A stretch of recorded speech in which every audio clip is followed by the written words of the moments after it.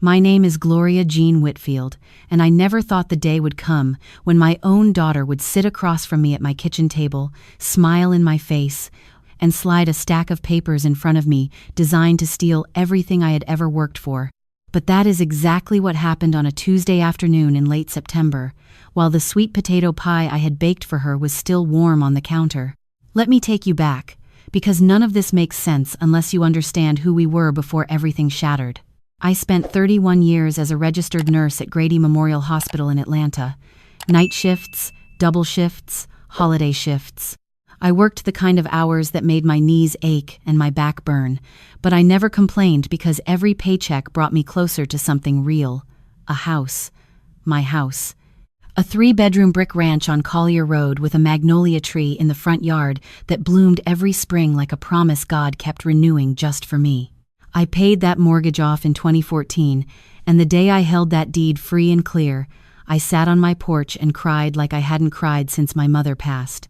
That house wasn't just walls and a roof. It was proof that a black woman from Bankhead could build something permanent with nothing but discipline and faith. I raised 2 children in that house. My daughter, Nadine, came first. Sharp-tongued from the moment she could talk, bossy by kindergarten, and brilliant in the kind of way that made teachers either love her or dread parent conferences. Then came my son, Warren, 4 years younger, quieter, the kind of child who watched everything and said little but remembered it all. Their father, Carl, left when Warren was 6. Not dramatically, not with screaming or suitcases thrown.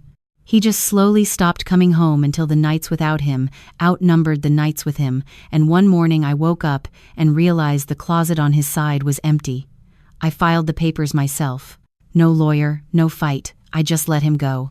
Carl's absence affected both children, but in opposite directions. Nadine hardened. She decided early that the world owed her something for growing up without a father, and she carried that belief like a credit card with no limit. Warren softened.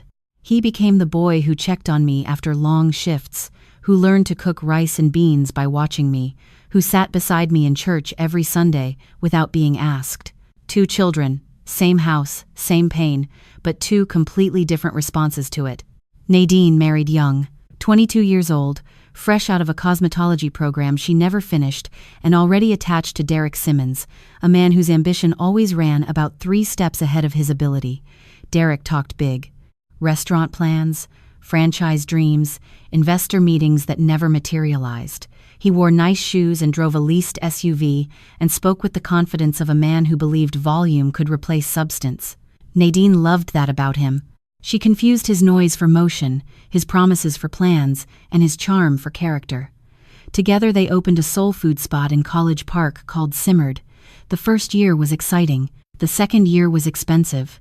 By the 3rd year, the health inspector had visited twice, the landlord had raised rent, and the only thing simmering was their debt. I offered to help. I suggested a financial advisor, a small business workshop through the city, even a conversation with my pastor who had helped several congregation members restructure their finances. Nadine took every suggestion as an insult. "We don't need church people in our business, Mama," she said once, her voice sharp enough to cut glass. Derek knows what he's doing.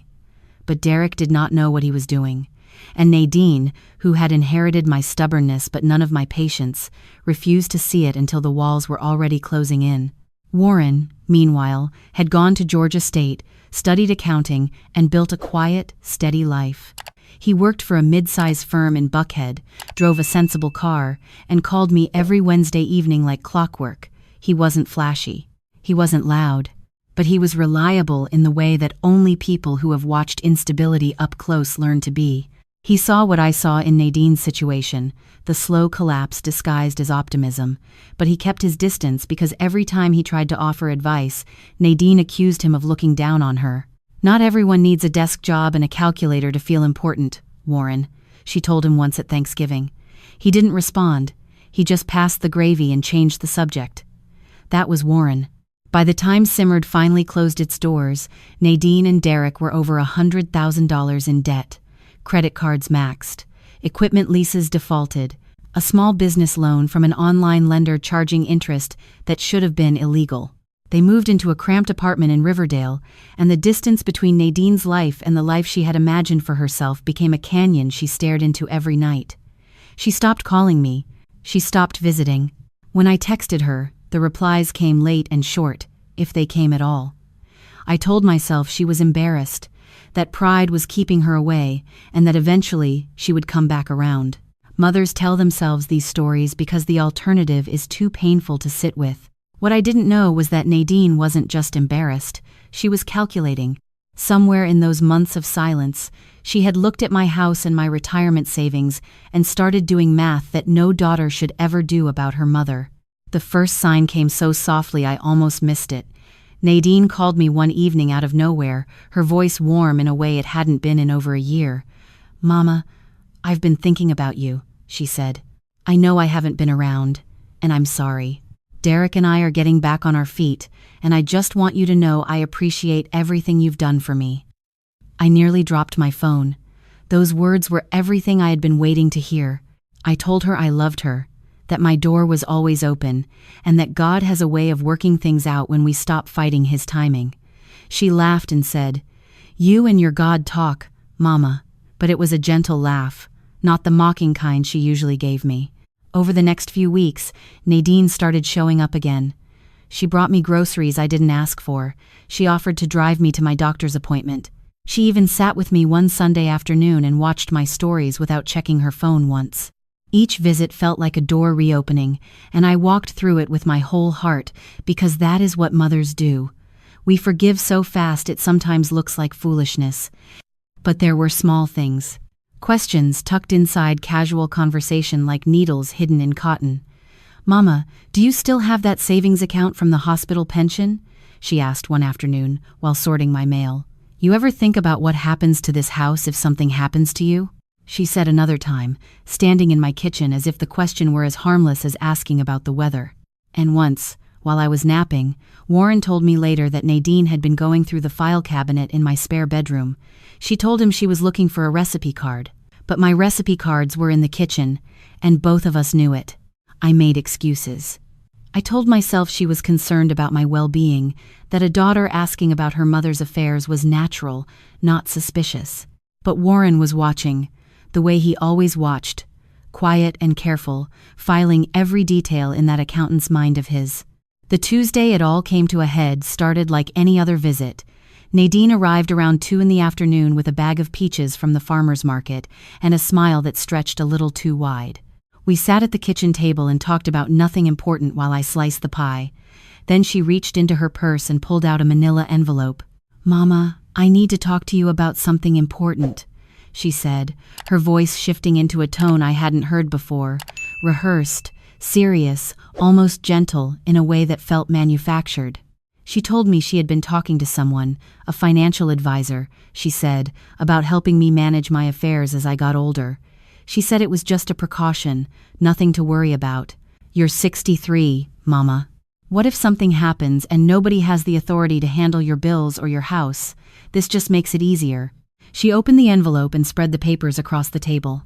There were several pages, dense with legal language, marked with yellow sticky tabs where I was supposed to sign. She had even brought a pen, a nice one, the kind you buy at an office supply store, not the cheap ones from the junk drawer. Everything about the presentation told me she had planned this moment carefully. I picked up the first page and squinted at the small print. I could see words like power of attorney and property transfer and irrevocable, but the sentences tangled together in that deliberately confusing way legal documents are written. Nadine leaned forward, her hand on my arm. "You don't need to read every word, Mama. It's standard stuff. I already had someone explain it to me. It just lets me help you with your finances if you're ever unable to do it yourself." Something inside me hesitated. Not suspicion exactly, but a feeling, the kind of feeling a woman develops after 60 years of learning the hard way that not everything wrapped in kindness is kind. "Let me think about it," I said. "Let me have Warren look at these first." The change in her face was instant. The warmth drained, like someone had pulled a plug. "Warren?" she said, her voice tightening. "Why does Warren need to be involved in everything? This is between you and me, Mama. I'm your daughter. I'm trying to help you. And Warren is my son," I said calmly, "and he's an accountant. I'd just like a second pair of eyes." She gathered the papers quickly, stuffing them back into the envelope with hands that trembled slightly, not from sadness, but from frustration. She left within 10 minutes, the peaches still sitting on the counter, the pie untouched. And as I watched her car pull out of my driveway, I felt something shift in my chest. Not anger, something worse, the beginning of understanding. I called Warren that evening. He came over the next morning before work, and I handed him the envelope Nadine had left behind in her rush. She had forgotten it on the counter beside the peaches, and I hadn't touched it since. Warren sat at the same kitchen table, opened the envelope, and began reading. I watched his face change. The polite neutrality he wore like a uniform slowly gave way to something harder, something that made the lines around his eyes deepen. "Mama," he said after a long silence, "this isn't a power of attorney for emergencies. This is a full property transfer. If you had signed this, the house would have been moved into Nadine's name. Not shared, not co-owned, transferred completely. You would have signed your house over to her, and this second document," he held up another page, "gives her full access to your bank accounts and retirement fund with no restrictions." The room went quiet except for the ticking of the clock above the stove. I stared at the papers in his hands and felt the ground beneath me shift. My daughter, the girl I had carried and nursed and driven to school every morning for 12 years, had sat across from me with a smile and a nice pen and tried to take my house. Warren kept reading. He found inconsistencies that alarmed him further. The notary section was pre-stamped with a date 2 weeks in the future. The financial advisor Nadine mentioned wasn't listed anywhere on the documents. And the address of the supposed legal office on the letterhead didn't match any registered practice in Georgia. It was either fabricated or borrowed from a template Nadine or Derek had found online. "This isn't legal advice she got, Mama," Warren said, setting the papers down carefully. "This was manufactured. Somebody put this together to look official enough to fool you. And if you had signed it, unwinding it would have taken years and cost you more money than you have." I wanted to cry, but the tears wouldn't come. Instead, I felt a cold clarity settling over me, the kind of calm that arrives when the worst thing you feared has already happened and all that's left is deciding what to do next. I asked Warren what our options were. He looked at me with those steady eyes and said, "We go to a real lawyer. Tomorrow." And we did. I sat in the office of a woman named Denise Calloway, an elder law attorney in Midtown, and laid everything on the table. She reviewed the documents and confirmed what Warren had found. The papers were not legally binding because I hadn't signed them, but their existence constituted attempted fraud. She told me I had grounds to file a police report and pursue charges if I chose to. I didn't sleep that night. I lay in my bed in the house I had paid for with 31 years of night shifts and prayed for wisdom, not revenge, just wisdom. And by morning, I knew what I had to do. I filed the police report on a Thursday. The officer who took my statement was a young woman who looked at me with a mixture of pity and respect, and I appreciated both. The investigation moved quickly once Warren provided the documents and Denise supplied her analysis. Detectives traced the template used for the fake legal papers to a website that offered downloadable property transfer forms for $15. The notary stamp matched a kit sold on the same site. Derek's email address was linked to the purchase, and his credit card had been used to buy both items. He hadn't even bothered to use a separate account. When detectives interviewed Nadine, she denied everything at first. She said it was a misunderstanding, that she was only trying to help me, that the paperwork was something Derek had handled and she didn't understand the details. But the story unraveled quickly. Her own text messages to Derek told a different story entirely. She almost signed today, read one message from the afternoon she visited me. "I need to go back before Warren gets in the way." Another text, sent a week earlier, read, "Once the house is in my name, we can use it as collateral for the new spot." She doesn't need all that space anyway. That last line hit me harder than anything else. She doesn't need all that space anyway. As if my home, the place where I raised her, where she took her first steps, where I nursed her through chickenpox and heartbreak, was just square footage to be leveraged for another doomed restaurant. Derek was arrested first. The fraud charges came down quickly because his digital trail was sloppy and obvious. Nadine was arrested 2 days later at the Riverdale apartment. I was told she didn't cry. She didn't scream. She simply asked if she could call her mother. The officer told her she could make a phone call at the station. She never called me. The court proceedings took 4 months. I attended every session, sitting beside Warren, watching my daughter in a courtroom the way no mother should ever have to. The prosecutor laid out the scheme clearly. Nadine and Derek had conspired to defraud me of my property and financial assets through forged documents and deception. The motive was debt, the method was manipulation, and the target was a 63-year-old retired nurse who had done nothing but love her daughter beyond what that daughter deserved. Nadine's public defender tried to paint her as a desperate woman caught in her husband's schemes, a follower rather than a leader, but the text messages destroyed that defense. She wasn't following anyone, she was the architect. Derek was the handyman who bought the tools, but the blueprint was hers. Her own words convicted her more thoroughly than any prosecutor could. The judge sentenced Derek to 3 years for fraud and forgery. Nadine received 18 months plus 5 years of probation, with a restraining order barring her from my property and financial accounts. When the sentence was read, I watched my daughter's face for something: remorse, shame, recognition. I saw nothing. Just the blank stare of someone who still believed she had been wronged by the world and saw herself as the victim in a story where she was the villain. After the trial, I did what I should have done years earlier. I sat with Denise Calloway and rewrote every document that governed my life.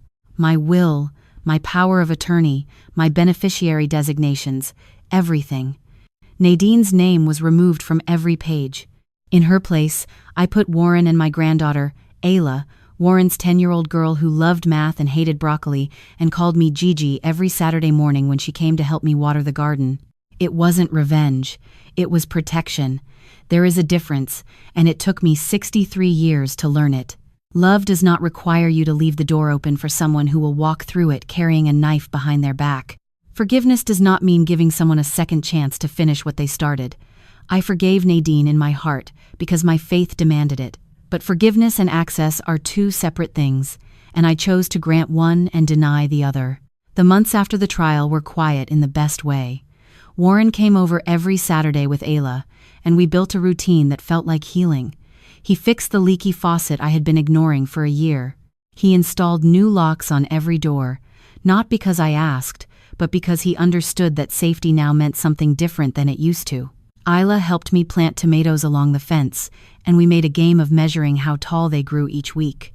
That child's laughter in my backyard filled spaces I didn't even know were empty. I also joined a support group at my church for parents estranged from their children. I had resisted it for months because admitting I needed that kind of help felt like confessing failure. But the first time I sat in that circle and heard another mother say, "I did everything right, and my child still chose wrong," I realized I wasn't alone, and that the shame I carried wasn't mine to carry. I had raised Nadine with the same love, the same values, the same resources I gave Warren. She made her choices, and those choices were not a reflection of my mothering. They were a reflection of her character. Word reached me through Warren that Nadine, after her release, moved to Savannah with a cousin. She didn't reach out, she didn't apologize, she didn't ask about me. And for the first time, that silence didn't hurt. It was simply information. No different from hearing it might rain on Thursday. I had spent so many years interpreting her absence as something I needed to fix, some failure on my part that required more effort, more love, more patience. But sitting on my porch in the spring, watching the magnolia bloom again, I understood that some absences are answers, and I had finally learned to stop asking the question. Derek served his full sentence and disappeared from our lives entirely. I heard he moved to Alabama. I didn't care enough to verify. He was a footnote in a chapter I had already closed. Ayla turned 11 that June, and we threw her a party in the backyard. Warren grilled chicken. My church friends brought sides and laughter and gossip that made me feel younger than I had in years. Ayla blew out her candles and wished for a puppy, which she whispered to me later as if I had the power to make it happen. I told her I would think about it, which in grandmother language means yes, just not today. That evening, after the guests left and Warren was loading the car, I stood alone in my kitchen holding a cup of tea. The house was quiet. The same house Nadine had tried to take from me.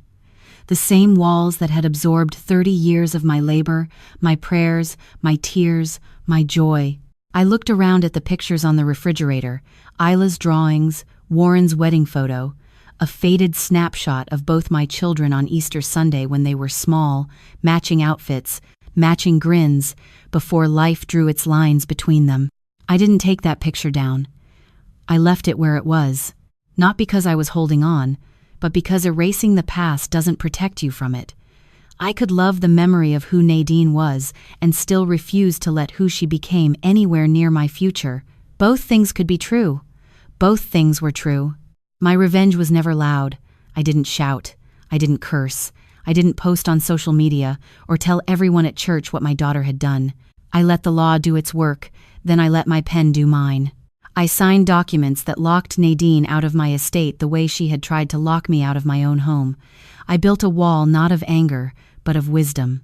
And behind that wall, I planted a life that bloomed without her. Nadine thought she could take my house with a stack of fake papers and a smile. Instead, she lost her freedom, her family, and every claim she ever had to the legacy I built. She wanted my home. She got a cell. She wanted my savings. She got a record. She wanted to push Warren aside and be the one who inherited everything. Instead, Warren became the cornerstone of a family she will never be part of again. I think about something my mother used to say when I was young and angry about things I couldn't control.